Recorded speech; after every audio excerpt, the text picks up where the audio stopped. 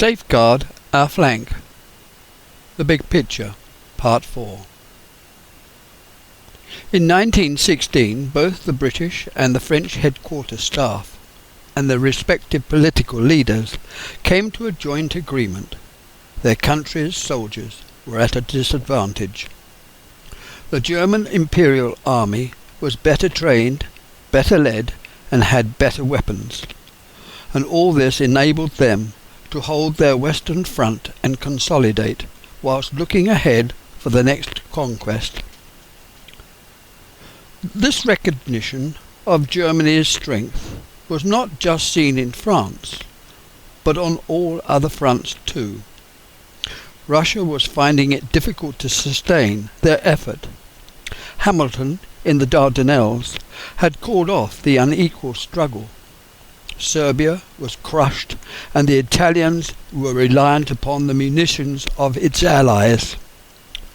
Closer to home, at Ypres, the combined Western forces had been held at bay, and Kitchener had died at sea. There was little to give light and hope.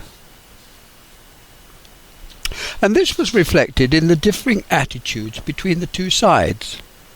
The Germans were in the main defending their gains, quite content to sit it out and wear down the attackers, whereas the Allies were always pressing, attempting to get behind the opposing front line. The former's philosophy was to dig deep and establish their positions. The latter wanted to be on the move and not become bogged down. The chief of the Allied command, General Joffre, was of the opinion that success could be achieved on the Western Front. As the French supreme leader, he authorized the reduction of the French overseas forces, and this would give him more men to build up his depleted forces. He had been led to believe that the Russians would build up their army during the winter and would do their bit when the time came for a spring offensive.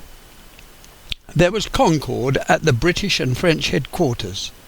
Spring was going to be the bearer of glad tidings. When possible, the Germans had always chosen the high ground. Not to be impressed for territory would make a step backwards to achieve this. And now General Haig was being pressurized, not only to relieve Verdun, but to prepare a better jumping-off place for future operations. He nominated General Sir Henry Rawlinson to command his Fourth Army.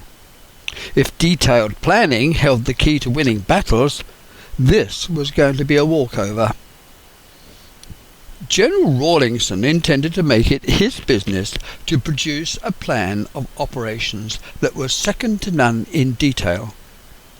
Field Marshal Kitchener became Minister of War, and he had no illusions that this was going to be a quick walkover or cheaply held in material or manpower.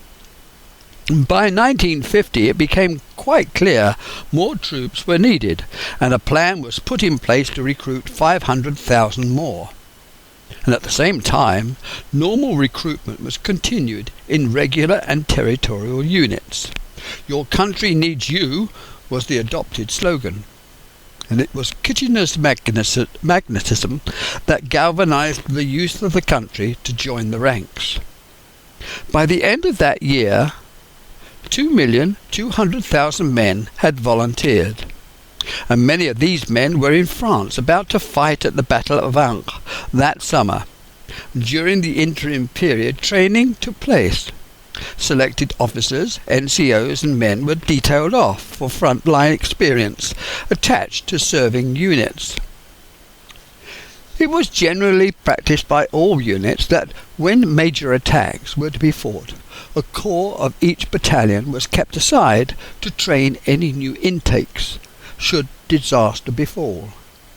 This was a sensible move, and paid off later when so many men were lost after the Somme battles. The training consisted of maintaining a number of set routines, and before dawn the men were roused and prepared for Stand To. Man the fire steps. and this was to prevent a surprise dawn raid. On many mornings there was the usual first shots, made to inform the enemy you were alert and on guard. Men cooked their own breakfast in small groups, shaving, washing and cleaning, and continued in between duties fetching and storing supplies. Both sides were doing exactly the same thing, respecting each other's periods of domestic calm. At night the reverse occurred until all was relatively quiet. Then the night owls came out to repair the wire, lay signalling wire, repair trenches and parapets, and be detailed off for working parties. Sentries were posted and patrols sent out to capture prisoners, survey the ground ahead, and arrange the laying of tripwires. At French headquarters, Petain was promoted to command the 10th Army Group, and Nivelle given command of Verdun. On the 11th of June, Petain asked Joffre to speed up the British attack. He was desperate because Fort Vaux had fallen and he needed relief from German pressure. 12 days later the Germans introduced the diphosphine gas shell and panic set in. It paralysed the French artillery. 3 days later the Germans almost scaled Belleville Heights, the last outpost of Verdun. Petain made ready to evacuate the east bank. 4 divisions were quickly dispatched by General Joffre, further weakening Rawlinson's force. The French were facing huge losses of 100,000 men per month. They need a strategic diversion, and there was only the British army who could do it. Joffre and Haig agreed that the British Fourth Army would attack along a 14-mile front north of the River Somme, preceded by an artillery bombardment lasting 5 days.